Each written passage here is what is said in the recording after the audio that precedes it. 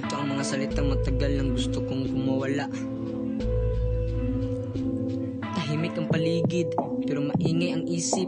Bawat salita bumabagsak parang ulan sa kisamihin ng dibdib. Di kailangan ang entablado para masasabing totoo.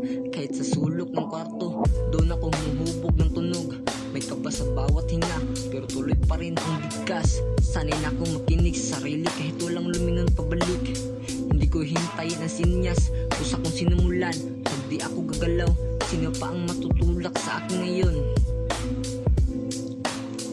Sinulat ko ang sakit, hindi para magmukhang malalim, kundi para maintindihan kung bakit patuloy akong lalim. May mga salitang gustong sumabog sa lalamunan, pero mas pinili kong ayusin bago sila pakawalan.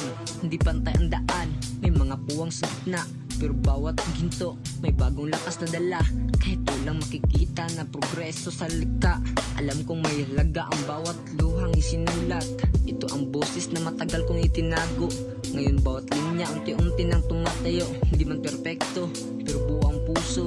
Mas pipiliin ang totoo kaysa puro ilusyon. Kung may makakarinig at makadama ang bigat, sapat na yun. May pusong tinamaan ang bawat salitang hawak. Hindi ko alam kung saan ito hahantong, pero alam kong hindi na ako babalik sa dating kahon. May mga gabing ang katahimikan ang pinakamabigat. Doon ko naririnig ang sarili, ayaw ng matras. Hindi ko hinabol ang pansin, linaw ang pinili.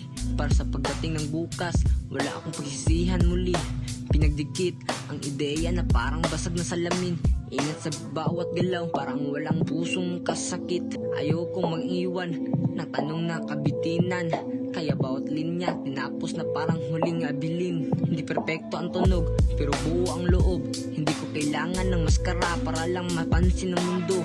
Bawat pagkakamali ginawa kong hakbang, bawat kabiguan ginawa kong bagong daan. Dumating ang araw na mawalan ng liwanag, babalikan ko ang pahinang unang naging kalakas. Hindi dahil sa pagbalakpak o ingay ng karamihan, kundi dahil alam kong dito ko natagpuan ang dahilan. Habang may tinta ang tibok ang dibdib, patuloy kong bubuuin ang pangarap na pilit kintil.